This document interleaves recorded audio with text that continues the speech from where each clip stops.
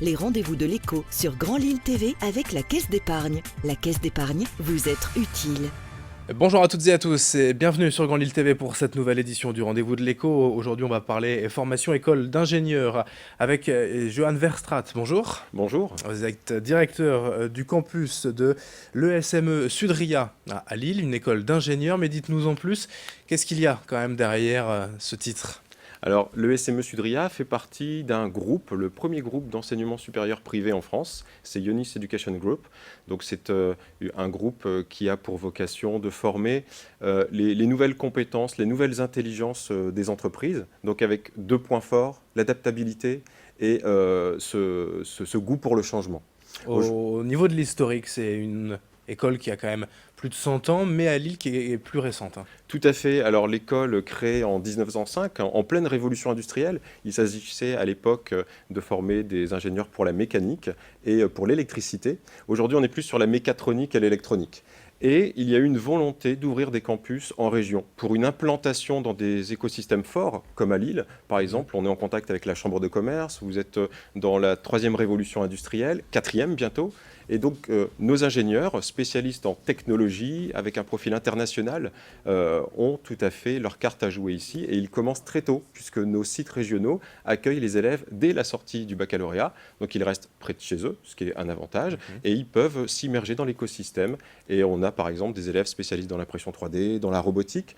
Et donc, ils s'immergent dans le mode projet. Voilà, on va donner d'autres exemples. Tout de suite, justement, l'ingénieur, ça veut un peu tout et rien dire. C'est quand même très large aujourd'hui. Quels sont les métiers auxquels vous formez directement ? Alors, historiquement, l'ingénieur, c'est quelqu'un qui met en relation les sciences et l'action. Donc, on va dire les sciences du numérique aujourd'hui, à l'ère du tout numérique, et l'action comme projet pour l'entreprise. Nos ingénieurs sont dans des défis, des enjeux économiques. Alors aujourd'hui, vous avez les nouvelles mobilités.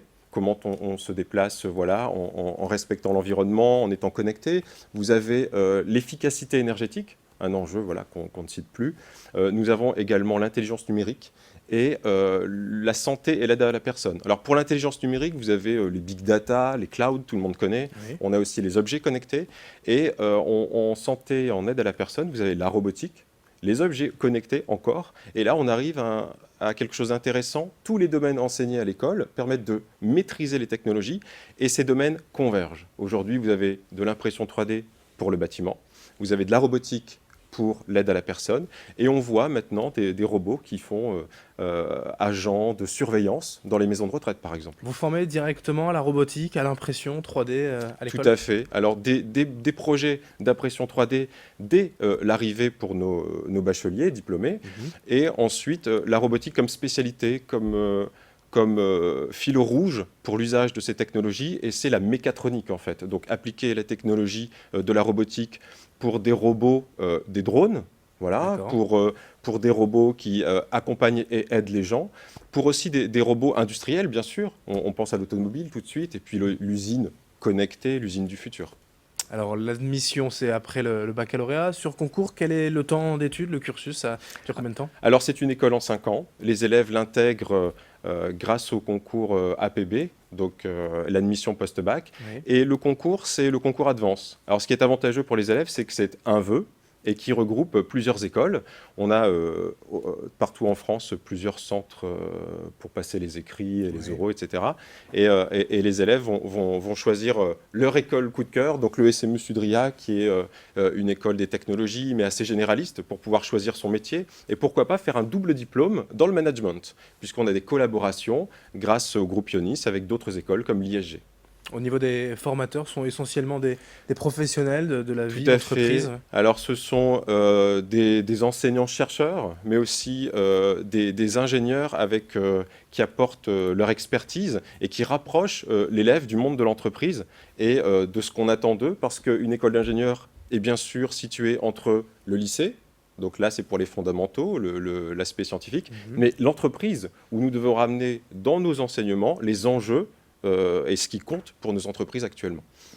Ouais, bon, vous parliez du lycée, il y a même des événements que vous organisez parfois dès le primaire, le collège, pour sensibiliser en fait les plus jeunes. Voilà. Tout à fait. Alors peut-être pas au métier de l'ingénierie, mais en tout cas déjà prendre contact avec la robotique, ce genre de Tout à choses. fait. Alors aujourd'hui, il y a de la demande dans les technologies. On parle de l'ère du numérique, mais c'est pas seulement voilà, dans le domaine professionnel. Ça arrive aussi dans le domaine scolaire. On dit là la mutation de la société au niveau numérique. Et nos élèves ont un rôle. Donc ce sont des élèves qui sont en prépa, donc ils viennent d'avoir le bac, ils sont sur les fondamentaux scientifiques, et certains ont la passion des technologies. Donc on leur donne du matériel. Et là, ils vont avec leurs robots former des enseignants du CP au CM2 pour leur montrer voilà, comment on programme et comment ils vont pouvoir transmettre ces connaissances à leurs élèves. Et on a aussi des événements où on accompagne des élèves de première S pour leur TPE et on leur permet de fabriquer une maquette grâce à l'impression 3D, ce qui est un plus, bien sûr, pour le jour de la soutenance. Pour vos étudiants, on trouve facilement un travail en sortant de Oui, l'ESME? Oui, tout à fait. Alors, le réseau des anciens est l'un des 10 meilleurs réseaux de diplômés d'écoles d'ingénieurs. Ils sont très actifs, ils sont présents dans l'école, ils sont présents pour les diplômes et pour des projets. Et grâce à ça, nous avons un taux d'intégration professionnelle à 2 mois après l'obtention du diplôme qui est de 85%, ce qui est assez élevé.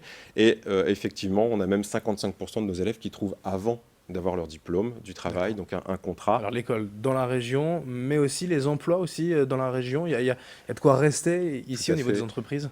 Alors tout à fait, là dans la région, il y a des grands partenaires comme Ineo, Thales. Voilà, on a ces partenaires industriels depuis très longtemps. Et eux aussi ont un intérêt à s'être introduits et à s'être installés en région. Et donc l'école fait écho. Alors pour découvrir encore un peu mieux l'école, le SME Sudria, il y a des journées d'immersion, des journées portes ouvertes très prochainement en février. Tout à fait. Alors le 18 février, c'est une journée porte ouverte où on invite voilà, ceux qui sont intéressés par les métiers d'ingénieur à venir visiter l'école, où on enseigne comment on fait progresser les élèves, comment on les fait grandir vers le profil de l'ingénieur grâce à des ateliers où ils peuvent faire de la robotique, où ils peuvent faire des TP, avoir accès à des technologies. Là aussi où on fait les enseignements numériques, c'est-à-dire que nos élèves maintenant en classe sont dans une pédagogie active, centrée sur l'apprenant. Les enseignants sont des formateurs et interagissent constamment avec les élèves. Donc ça, c'est la journée porte ouverte. Et puis, vous avez la possibilité pour des élèves de première et de terminale de venir et de savoir si vraiment c'est l'école qui va les aider à réaliser leurs projets.